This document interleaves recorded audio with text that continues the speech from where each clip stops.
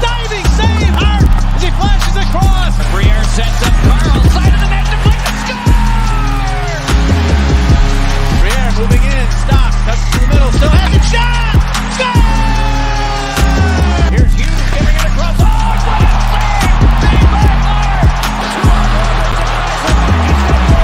Got it to him! He's an angle! Short-handed mid! He scores! Up top, cruising his Provorov. He scores! Ivan Provorov! What is going on, everyone? Welcome back to the Flyered Up Podcast. I'm your host, Amedeo and Grassia, along with my partner, Chris. Maher. As always, we live stream on the Painted Lines, TTP Sports, and Flyers Fan Mania 93 on YouTube, along with a bunch of different Facebook groups, the Flyered Up Facebook page, a couple of Twitter pages as well. So hopefully you are able to find us wherever we are.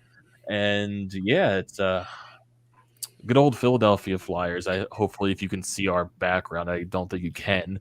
It's a good picture from it. You know, that good old Flyers fan with the bag over his head with a frowny face. I think that is the good mood, or not good mood, honestly, just the mood that we're all in right now, just because of how frustrating the past month has been with this team. The month of November has been a major frustration. Flyers are now on a 6-game losing streak as they fall to the New Jersey Devils tonight by a score of 5-2. I'm frustrated. Chris is frustrated.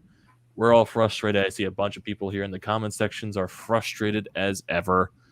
The past game on Black Friday was incredibly frustrating in that loss to the Carolina Hurricanes, and it just feels like right now this thing is spiraling out of control.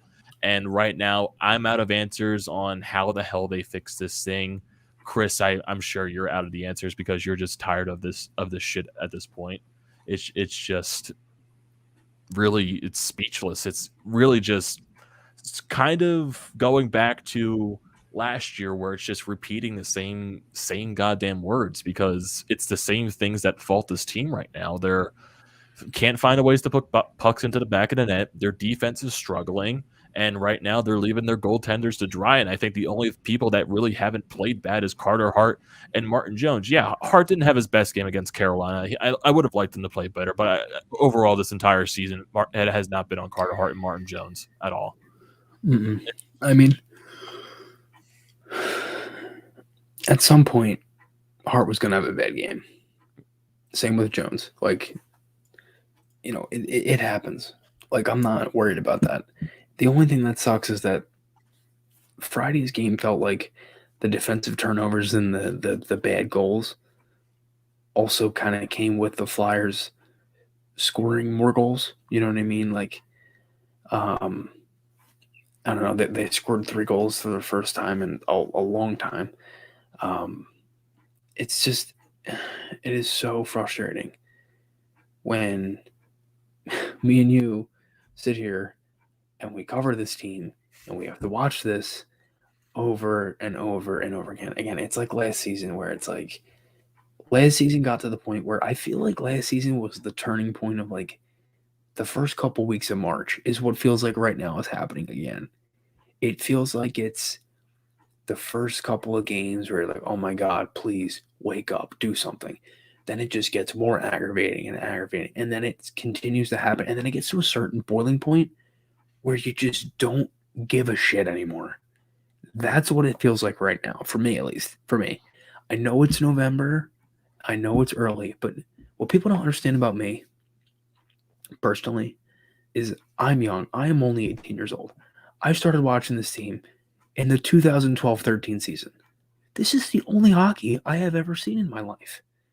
So everybody else who has saw the 2010 Cup run, the 2011-12 series against the Penguins, where there was great moments in that series. You see, some fans have seen the Flyers win Stanley Cups. You've seen the Flyers go to the Stanley Cup. You saw the Eric Lindros era. You saw Peter Forsberg. You saw Gagne, Richards, Carter, all of these great players in this organization from the 70s all the way up. I have seen a single season that was hit with COVID, and you go to a bubble 4 months later and you won a playoff series, and it was like a Mickey Mouse kind of season whole type of thing in the league. Like it wasn't real hockey. You know what I mean? It was, but it wasn't. So it's just frustrating when you feel like this is a new year, your general manager goes out and gets a bunch of different guys, you feel like it's a new vibe with the team, then you're just absolutely smoked with injuries, which obviously doesn't help, but it's not the answer. And it's just it's frustrating. I'm unbelievably frustrated because this is 6 losses in a row where certain guys still look like your best players. Zach McEwen looks like your best player. I mean, Connor Bunneman is playing on this team. Their center depth for this game was Couturier, Frost, Lawton, Bunneman. It honestly would be And then they moved Frost up in the lineup Hayes as well. Yeah, it could be a lot better where it would be Couturier, a healthy Kevin Hayes. At some point this year, we wanted to see a healthy Kevin Hayes. Don't know if we'll see it fully, probably not. But next season, you don't know. But it could be Couturier, Hayes, Brassard, or Frost. You have Lawton, you have Thompson, you have Claude Giroux. There's so many options. You know what I mean? Like, and I get it. You haven't had Ryan Ellis. Ryan Ellis has played 5 games out of the 19. So I get it. You're getting killed with injuries. But certain things, like the Flyers' power play is a absolute disgrace. It's a disgrace. I actually thought tonight was one of the better nights for it in the last 6 games. Second unit started to do really well. Giroux was on the left, thankfully. Watch, though. Next game against the Rangers, that'll be all switched up. It felt like they were moving the puck well. They generated, passing and everything. There's just, again, the comment right there from Dawson, the system we're using is obviously not working. Bingo. I've said this for like 4, 5, 6 games now. It's been a trend throughout the month of November. And another thing is, too, that's not helping them. Their schedule is really tough. They've played a lot of hard games in November, 3 games in 4 nights a couple times. A lot of teams they played had a lot of days off going into that game. So I get it. But you can't tell me you did all that in the offseason. And I get it. Some of the guys you brought in aren't playing. But you can't tell me you did all this in the offseason to have this bad of a rough patch. Because I do feel like it is a rough patch. But it's so unbelievably frustrating when you continuously see this. And then to get on social media, it's like the sky is not falling with this team. It's not like they're the worst team in the league. It's not. Yes, I get it. It's not easy. And it's not like amazing right now because it's not even good. It's bad. The frustration and the negativity, we understand why people are being that way just because of how bad this muff is being. But yeah, as we've said many times, this team is not as putrid as what they're showcasing. They're just not. Okay. No, there's absolutely no way you add all that in the offseason to score at like a 1-goal game pace.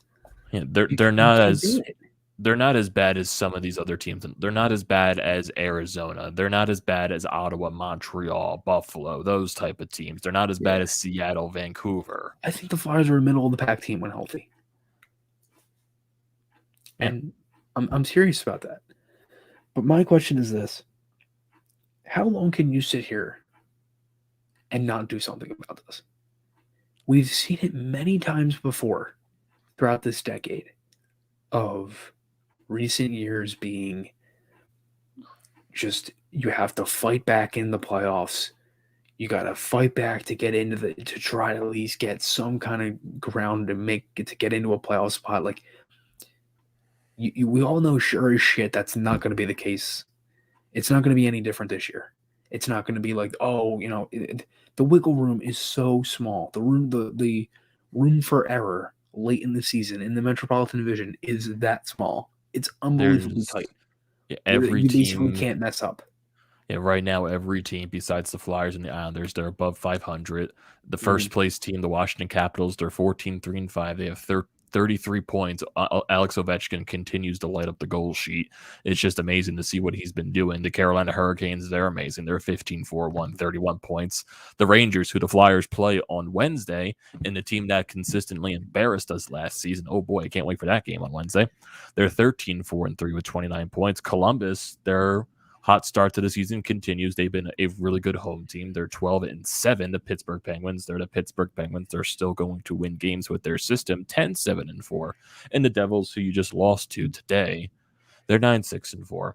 So this division, like Chris said, there's no room to be this, like, you're putting yourself basically out of it at the beginning of the season if you continue going down, this stretch of spiraling out of control, and something does need to be fixed. I'm not sure if I'm sure Chuck Fletcher is on the phones right now. Like, it's like I can understand what Chris is saying from this point, because you've been like through the Hextall regime where when shit was going bad, Hextall was very stubborn. So, he wasn't going to make the move. He was going to play the course and just let the team play it out the way they play it out. And basically, it's the same thing. Going with so many years where you have to fight your way into the playoffs, like from basically the last couple of weeks in the season, there have been probably only a couple of times this decade. So going back to the beginning of the decade, the 2010-11, 2011, the 2011 team, the 2012 team, and the 2014 team. Those teams really didn't have to fight their way into the playoffs. Those teams were in the playoffs basically at that time. The 2011 team, they were one of the best teams in the league that year. The 2012 team, they were a guaranteed playoff spot. The 2014 team, yeah, they started off slow, but they managed to finish in a third place spot come like a couple of weeks left in the season. But basically the other, and 1920, they were a second place team, yes, when the COVID shortened season happened. And then, they got the first seed and, the bubble thing. But, who knows what would have happened if COVID didn't really shorten that season. But if you look at the other years, you got 15, 16. You had to fight your way to get into the playoffs the last couple of weeks into the season. 17, 18. They got in that year of the last game of the season. Yeah. Same thing with 17, 18. They got there with the last game of the season when Claude Giroux had to get that hat trick. Mm-hmm. And then the other Flyers were in, though, but that solidified their spot. But I get what you mean. And then, the other couple of years, 16, 17, they were like, they were out of it, but they still fought their way till the very end. And, they finished, maybe like 5 points out of it. 18, 19, they fought all the way till the end, finished 10, maybe so many points out of it. It's just the brink of mediocrity. It's really is frustrating because, like, for Chris, I can really understand it. This is the only brand of hockey you've seen your entire life. Yeah. I was still, young enough to see, because I really don't remember, because yes, I was born in 98. I'm 23 right now. Yeah. I don't really remember previous to, the 04-05 lockout. I really don't remember those teams that much. I was just too young to even remember that shit. But I remember, coming out of the lockout, they lost in the first round to Buffalo. They got Forsberg that year. And then the next year, they were the worst team in the league. They got JVR in the draft. Sadly, we got snubbed and could have got Patrick Kane. But, that's how the draft lottery works. Then you follow it up the next season. Paul Holmgren, goes out on his limb and just gets everything possible to reshape that team. And they become a really good team, losing the third round to the Penguins. The next year, they lose in the first round to the Penguins. Then the following year, they go on the cup run, basically not being a good team the entire season. They get hot at the right time, and they go on a cup run. Yeah, it sucks, but it's like, yes, I hate, those were like my kid years, like middle school years, but it does sting more, like, because when you get into your teenage years, when you get into your adult years, like, these are the years that stick to you more, because these are the years that really, like, because, like, when I was a kid, the Flyers were a good team. But, like, as I'm getting older, like, these, like, stay in my mind more. It's just like, man, it feels like it's so long ago when the Flyers were, like, a consistently good team. And it just... When I was in 6th grade, they had 10 road wins. 10 road wins out of 41 games. Like, this is what I mean. It's so frustrating when you watch this over and over and over again. It's like I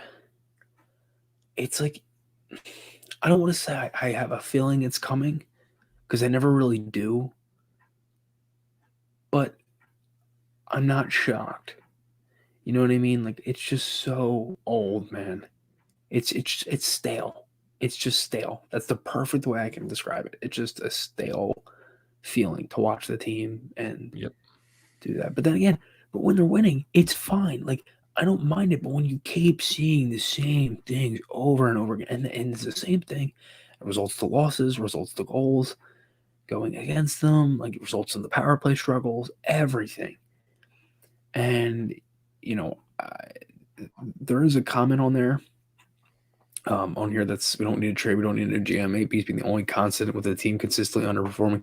That's not necessarily true. If you want to go underperforming by players, realistically, everybody has pretty much underperformed since 12, 13, if we're being honest.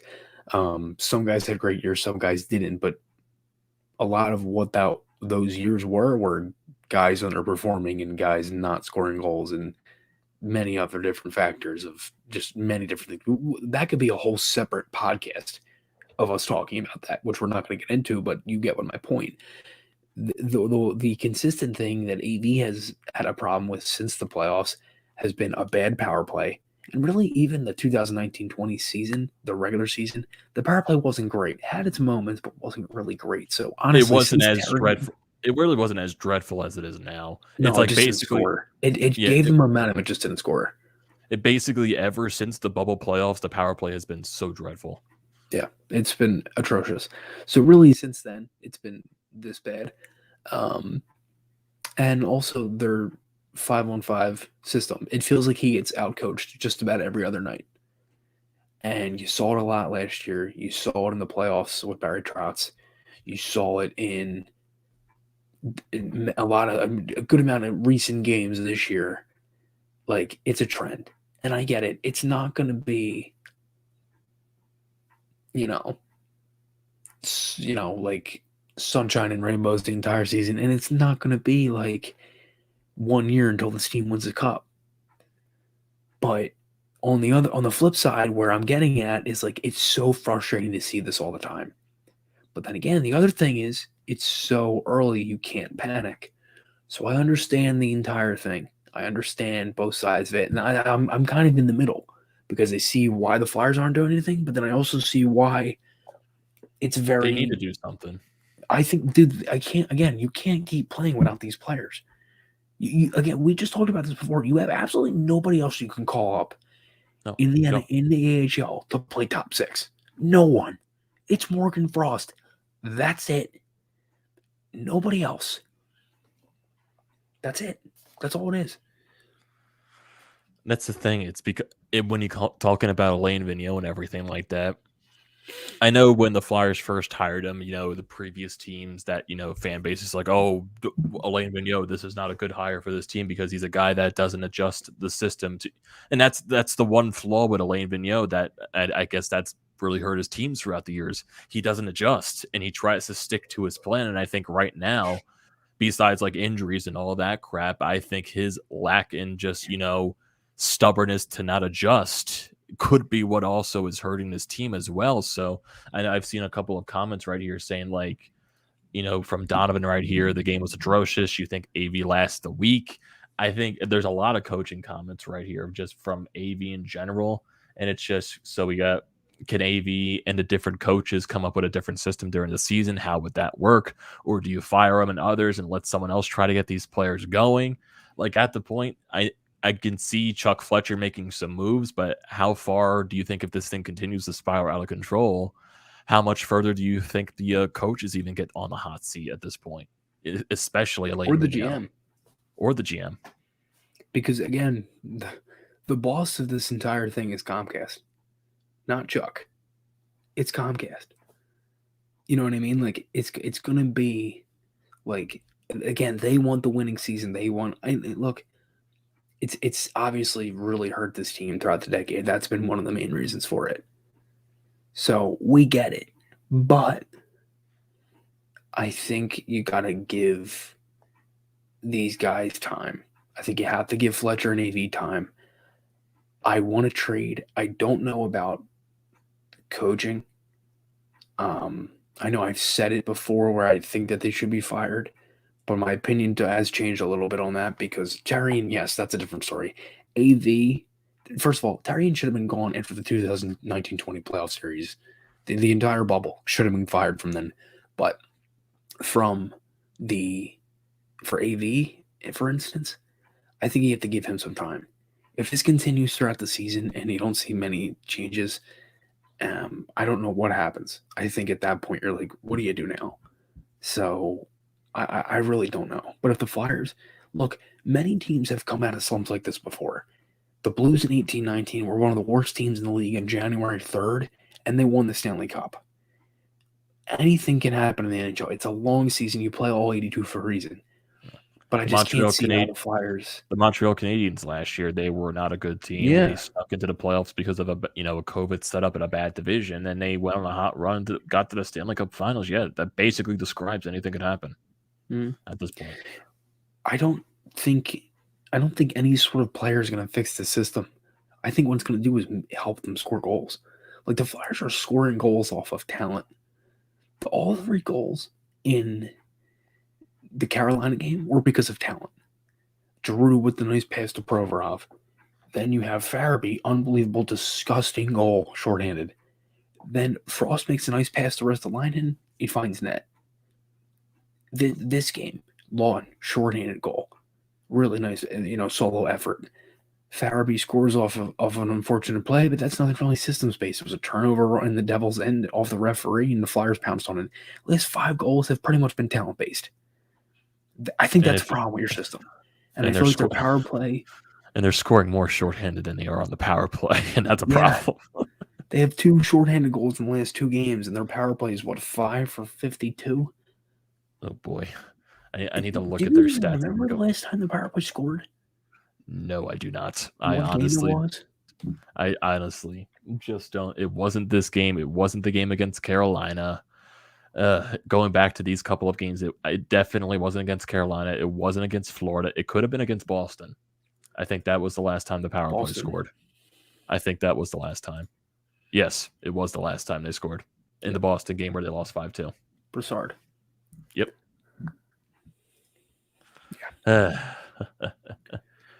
We got a comment from Joel Fairmeme saying, if this streak continues to say 9 or 10 games, I think Chuck needs to pull the plug. AV needs to have a short lease because this year is the year we need to succeed. If we don't, G is gone, Coots gets older, and et cetera, et cetera. Yeah, because with the way this offseason was, this was a bold move by Chuck Fletcher to go into the win now approach, getting all these different guys in the offseason to try to build a team to make the playoffs and then compete in the playoffs. And I can understand when some teams, if they do make these moves and right now they don't, I guess, play the way they expect to in the beginning of the season, yes, I think the coach gets a short leash. But I'm also trying to think, if you fire Alain Vigneault, really who is the replacement? Because there's not that many coaches on the... Bruce Boudreau, John Tortorella. Bruce Boudreau, yeah. I know. I feel like Bruce Boudreau has a reputation of getting teams' offenses going. That's a possibility. I can see. I really only see those 2 guys as the hires because you're not going to hire Joel Quenneville after. Tocchet could be I would like Tocchet as an assistant coach. I feel like he's had more success as an assistant than as a head coach. I would like that. Then again, he was with Arizona, so yeah. And then I don't think. I think he was also the head coach of John Tampa Cooper when they were bad. Coyotes. Yeah. And I'm trying to think of it as well. Joel Fairmeme says he wants John Tortorella. I want to. Tortorella is perfect. I mean, I wouldn't mind Tortorella. But that comes to the thing, like, how long would Tortorella's attitude last here? That's the thing. Like, I know Tortorella it's like the same thing as Alain Vigneault. I'm sure the players want to win now too. Oh yeah, I'm sure about that. Yeah. Like, I think that would be perfect. And I think you'd have to give him a chance. Yeah. Like, it would be very. Like, could you imagine him here, like, getting the guys going? Like, I think that would be a nice change of pace. And he's another guy too. Like, Atkinson played for Torts before. Played for him. Atkinson scored 40 goals when he was his coach. Yeah. I think Torts would be great. Yeah, I wouldn't mind seeing that if that is the option to fire the head coach. I wouldn't mind seeing that. I wouldn't mind seeing, bringing Rick Tocchet as a... If there's anybody in here that remembers it, is it similar to Mike Keenan? Or no? I'm just curious. I don't know. I'm just asking. Yeah. Is Torts' style of coaching? Yeah, is it similar to Mike Keenan? Anybody in here that's coached followed the Flyers a long time? Yeah, I think there was a guy that said he's been watching since 74, 75. I can't remember. Philly Ghost. Yeah, Philly Ghost. Okay. Yeah, Philly Ghost, if you're still in here, like, do you think Torts' style is more closer to a Mike Keenan? Like, or anybody else, if they're on Facebook or anything, or through Twitter or anything like that. Yeah, that's the one thing. Yes, yeah, I've been like a guy that I think his attitude, especially in press conferences, would definitely be a nice change of pace for Flyers fans, especially like a guy that actually holds his guys accountable. And, he just says it how it is. Yeah. So that's something. So I guess not really. I think it is kind of the similar style because Keenan was a really aggressive coach, especially towards his players. So, and he knows how to get those gears going, get them, the hard work and everything. That's what Keenan did with, that very young Flyers team that really nothing was expected of them back in the early mid 80s. Yeah. So I think Torts is basically the same thing. He gets the gears going.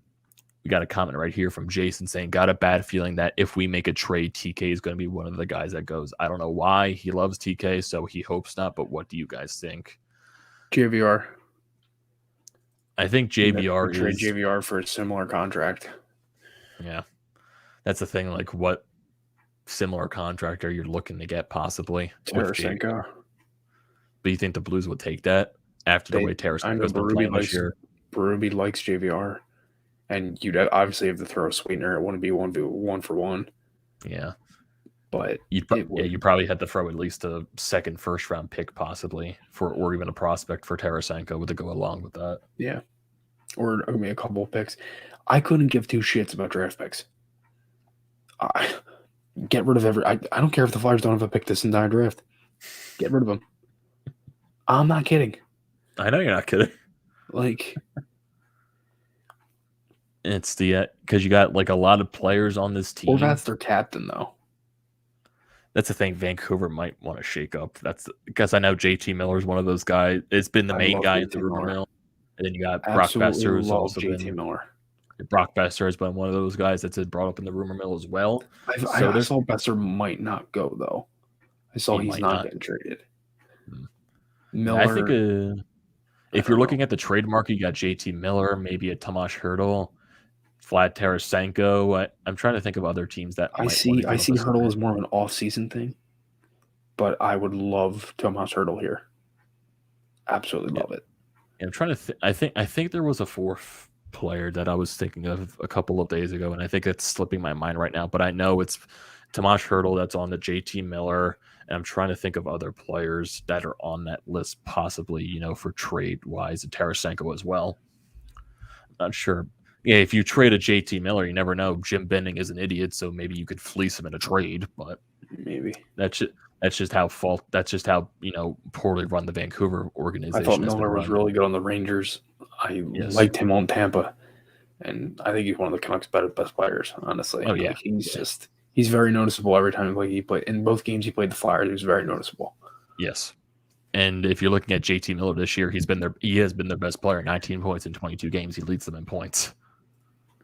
So, and you got him right in the midst of his prime. Excuse me. Too. I think he's 7 power play points. Yeah, he's good. That's basically all it describes as. So, yeah, it's Yep. That comment from Jason. I think I've said that for about 3-4 weeks now. Yeah, I'm trying to think. Yeah, Joel Fairman saying Hertl, Horvat, Besser, and Tarasenko could be guys that you look after. Yeah, I think that's pretty much rounds up that list of possible guys. I'm not sure if any other teams, if you're looking at around the league, like really what teams are looking to give up players at this point. It's really just the bad teams like Vancouver definitely is looking up to give up some players. I'm sure Seattle is, but like who can you really pluck from Seattle that's really going to help this team out at all? Jordan Eberle maybe. Jaden Schwartz. Yeah, maybe. If you're looking at defensemen, maybe not sure if any defensemen would help this team out. Looking at other teams as well around the league, San Jose, you got the Tomas Hertl thing. Calgary's not going to give up anyone with the way they're playing. Anaheim, with the way they're playing, they're not giving up anyone. The Central Division, Arizona. Really, who do you look at from Arizona that's going to help this team? Not entirely sure. They have Jay Beagle. Clayton Keller will be the only one. He's not getting moved. Yeah, he's not getting moved at all. Like, I think some people would ask for Phil. I think some people would ask for Phil Kessel, but I don't want Phil Kessel. I'm sorry. Yeah. I don't want Phil Kessel. Joel Fairman also said James McCann from Seattle. That could be something Jared possibly. McCann. Oh, Jared Yeah, McCann. not McCann would be James cool, McCann. but they need another offensive guy, not a Yeah. bottom six. I mean, McCann can play top six, but you know what I mean. I think I was talking to someone the other day, and they were saying the Flyers maybe should have tried to go for Duchesne because Duchesne has been really good for Nashville this year at 22 points in 21 His games. cap is so high, though. Yeah, no, that's the Was he problem. 8.2 I think he's around that range. or 8? I think he's 7 years at 8 mil. I think so. That is absurd. Because Nashville, they actually been getting pretty good offensive production from their team, surprisingly. For a team like, the past couple of years, they struggle to score goals. I haven't really looked at the standings. I think they're 5th place in the Central Division right now. Leafs are now first. They are 16-6-1. Interesting. They're on a 4-9-1 in their last 10. Yeah, the Leafs have been a lot Panthers better. are 4-4-2 in their last 10. They lost their first home game to the goddamn Kraken. Did they really? Yes, out of all the fucking teams they lost to at home, it was the Kraken. That annoyed me. Well, you knew that was happening at some point, right? Yeah, they were going to eventually lose a home game, but to the Kraken, they lost 4-1, man. I mean, they barely beat us the last game. Yeah, they did. I wonder if they're going down to earth. I don't know. Red Wings are still in there. Yeah, the Red Wings are still in there. I'd love to see the Red Wings in the playoffs. Yeah, Stevie Y with that rebuild right now. Entertaining.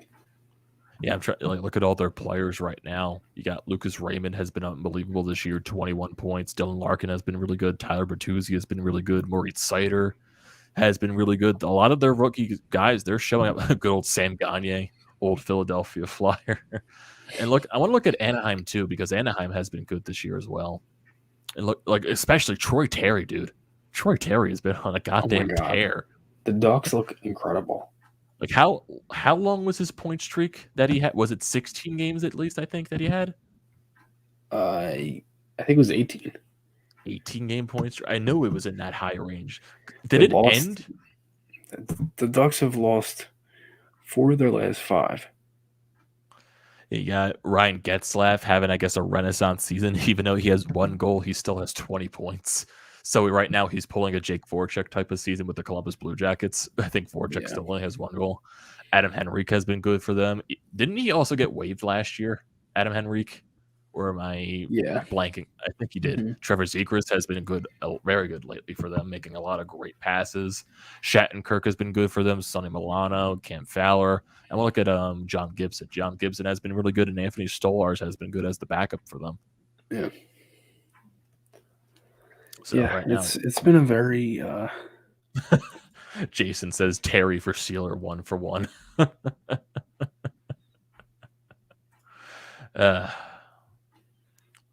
Dude, the Ryan Ellis trade still gets made regardless if he has injuries or not. Yes. I know a lot of people want to harp on the Ellis trade just because Ellis is an injured commodity. Patrick and Myers haven't done shit for their teams. No, Myers was a healthy scratch in October. Patrick got hurt again. Yes. And Ellis's injury was a completely different injury from what he had before. In Nashville, he had shoulder, concussion, knuckle. Here, it's a lower body. It's a groin. Completely different injury. Injured it in Philly. It's going to happen. Injuries are a part of the game. I still make that trade. You have another 5 years of Ellis if it doesn't work this year. Yeah, Phil Myers, he's only played 8 games for Nashville. He has no points at all. Patrick has 1 goal in 4 games played. So, I think the Flyers, I know people say, the Flyers lost that trade because it's an injured commodity. Ellis is the 10 times better player for those two guys that they traded away. I would make that trade every game. Philly Ghost says Nicolas Aube-Kubel was not good enough for the Flyers 4th line, but it is. I think NK has 3 goals already. I think so. I want to look at his stats right now with the Colorado Avalanche because I know he scored on the power play a couple of days ago. So let me see what he has done since joining. He scored a nice goal against Anaheim too. He got 3 points, 2 goals, and an assist in 6 games played for Colorado. Yeah, I think he's definitely being used to his strengths. He's still playing, I think, 4th, 3rd line, but he's being used on the top power play. So yeah, So he's getting his chances and they're letting him play. So that's what the Flyers didn't do here. So at this point, good for NAK. That's all I can say. Yep.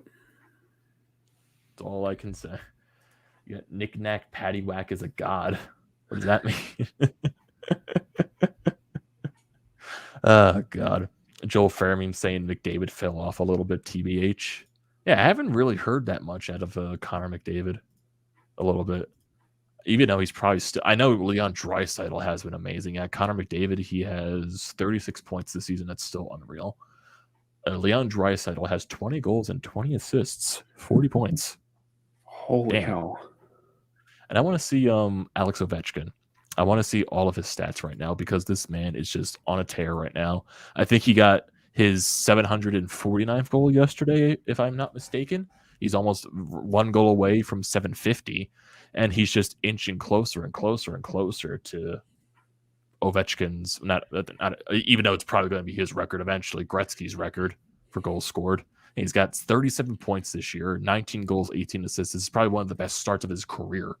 Yeah. And he's 36. Yeah. Like slowing down in your 30s is like just doesn't. I hate that argument. Yeah, 36 years old. He's off to the best start of his goddamn career. I want to see what his shooting percentage is right now. Right, this season his shooting percentage is 20%. Jesus. Oh God, man, Ovechkin's amazing. I love that man. I love him. The Flyers, though, right now, I don't love them. I'm frustrated. I hate them. No, I'm kidding. I'll never hate this team, but it's very frustrating right now. Yes. This team is frustrating, but we'll never stop talking about them because, that's our team. We can't help it. And Chris has a goddamn tattoo on his arm for them. For Christ's sakes, he's never going to stop talking about this team. Yeah. Oh, yeah. Crosby actually this year has not been that good for Pittsburgh. I think he's really struggling this year. If I'm not mistaken. I think, right? I'm trying to see Crosby so far. Yeah, he's been injured a couple of times to start the year. He has 6 points in 9 games played, but I guess he's not off to the the hottest start. And I guess he's also he's a -4 as well. So I guess I think Crosby's eventually going to bounce back. It's Sidney Crosby, so I'm not overly worried about that. Yeah, no, me too. So I guess this was going to be a short episode regardless because it is getting late. It is almost midnight, and there's been a lot of misery today in the city of Philadelphia. So I think we all need to sleep it off because, Eagles blew it in New York. Jalen Reagor want to kill the guy. I don't want to kill the guy. What the hell am I saying? But, the city of Philadelphia wants to run the guy out of town now because, he missed 2 catchable passes today. So that's one thing.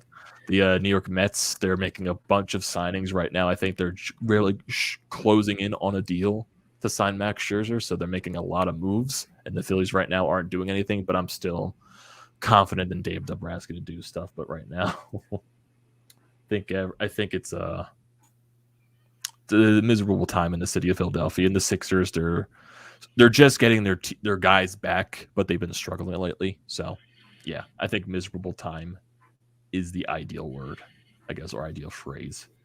It just is. So I guess to wrap up this podcast, we thank you everyone for joining this episode of Flyered Up. The Flyers are a very frustrating team. I'm frustrated. You're frustrated. Chris is frustrated. Is it going to end? Hopefully. But right now, this thing is spiraling out of control, and this team needs to fix it. So hopefully they can find a way with these next couple of days off to work on that before they play against the Rangers this Wednesday to hopefully not get embarrassed by them again. And then after that Rangers game, they will be off for 3 more days after that before they have a home back-to-back with Tampa Bay and Colorado. So some tough games coming up, but this team needs to be ready for them. So we'll wait and see what happens there. So thank you everyone for joining this episode of the Flyered Up Podcast. I'm your host, Amedeo Grassia. He is Chris Maher. And don't forget to subscribe to all of our YouTube pages, Twitter channels, the Painted Lions, all their stuff. Don't forget to follow them. Thank you, everyone, for joining this episode, and we will see you next time.